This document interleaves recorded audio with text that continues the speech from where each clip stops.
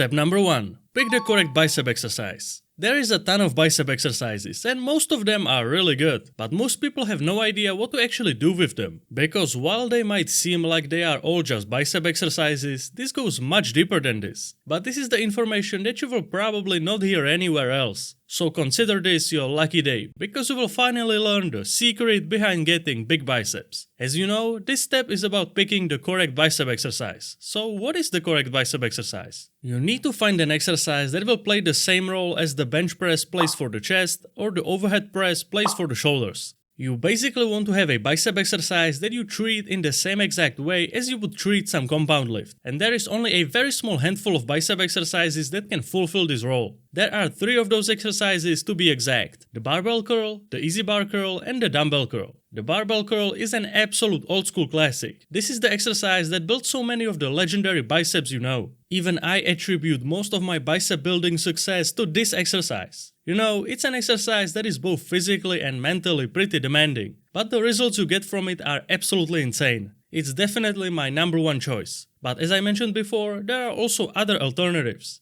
The main issue for most people with the barbell curl is that they feel wrist pain when they are doing the exercise. In that case, you should go with the easy bar variation instead. It's basically the same exercise, just the grip is much more friendlier. And lastly, we have the classic dumbbell curl. I would rate this exercise a tiny bit lower than its barbell counterparts, simply because using a barbell allows you to lift more weight more effectively. But that doesn't mean that the dumbbell curl is a bad exercise by any means. If the barbell and the easy bar curl were 10 out of 10 exercises, then the dumbbell variation would be a 9 out of 10. Still really good. And if you are, for example, only working out with dumbbells, or you just personally prefer to use dumbbells over barbells, then that's completely fine. You just need to start doing one of the 3 exercises I showed you. And yes, you can and you should do more bicep exercises than just one of those. But having one of those 3 exercises is a very important building block that just needs to be included. In most instances, you will be doing 2 bicep exercises per workout, so the first exercise should be one of the ones I showed you. And for the second exercise, I would recommend some exercise that hits the brachialis and brachioradialis, because that is the area that most people are skipping, because they don't even know that something like that exists. The exercises that you can use for this purpose are any type of hammer curl or any curl with the overhand grip.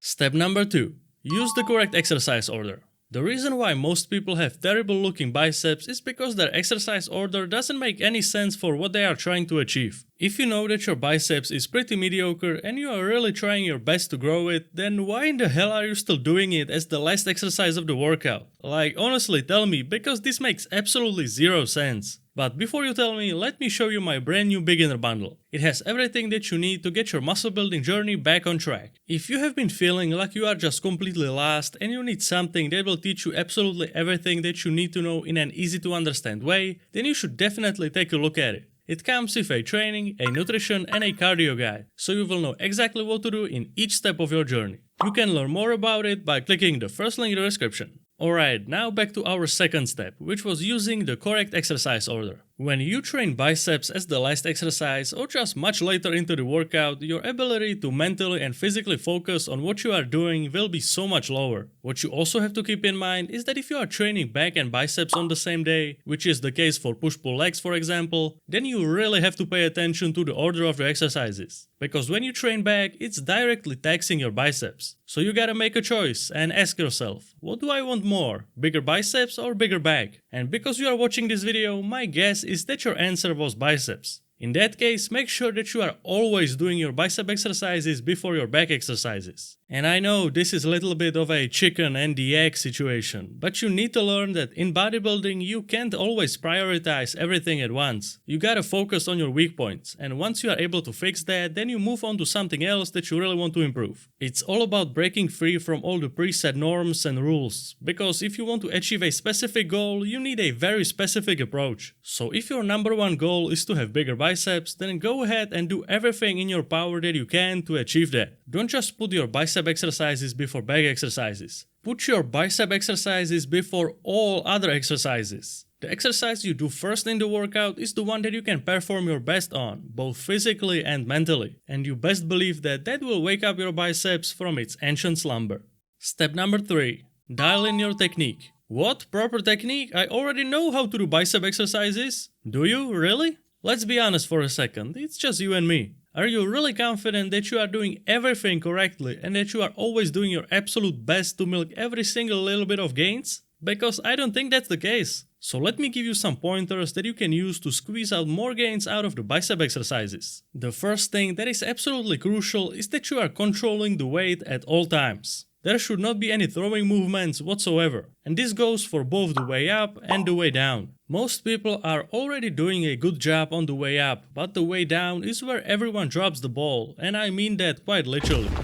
You need to be actively resisting the weight as it is going down. The lowering portion of the lift isn't some kind of break in between where you can just chill. It's the exact opposite. Once you realize this, you will be able to get so much more extra bicep gains. And secondly, you have to eliminate all the body English. You can't be bending like that floating thing on the gas station. You need to stay solid. If you are having troubles with that, I highly recommend placing your butt and back up against the wall. And you are not allowed to break contact under any circumstance, because if you do, you know that you used excessive momentum. What is also an extremely underrated part of improving your technique is mind-muscle connection. I know that this might take some amount of time before you are actually truly able to connect your mind with your biceps, but once you do, you will enter a whole new dimension. It's really hard to describe how game-changing having a complete mind-muscle connection is without sounding like a lunatic, because it does really feel like you just become the muscle itself. Probably just saying this alone makes me look like an insane person.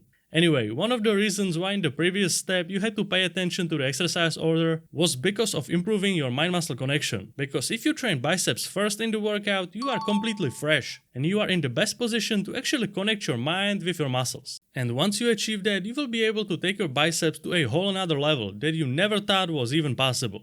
Step number 4. Progressive overload. While this might seem super obvious, it's something that gets hugely neglected when it comes to the biceps. Just think back to when you are doing your little bicep exercise at the end of the workout and tell me, when is the last time you increased the weight on that? Or maybe you are such a monster that you can't even remember the amount of reps you did because you didn't even bother counting. I know what you did, you can't hide that from me. So I'm gonna give you one last chance to repent from the sins you committed against bodybuilding. From now on, you will diligently count the amount of reps and the weight you used. Because that is ultimately what will grow your biceps. It's those small incremental increases that make all the difference in the end. I'm sure that one of the reasons why you didn't even bother with the element of progressive overload is because it was already the end of the workout. You were tired and who cares, right? Whatever. But thanks to those 4 steps I showed you today, your whole idea of bicep training should change. The thing that personally helped me the most when it comes to tracking progress is when I started using a paper notebook. I know that this is giving off Fred Flintstone vibes, but this is truly the best method that you can use if you are having troubles tracking your progress.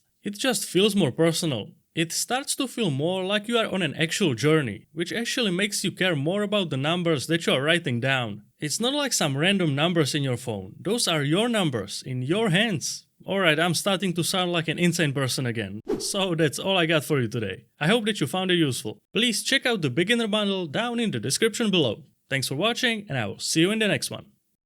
This video looks pretty interesting. How about you go check it out?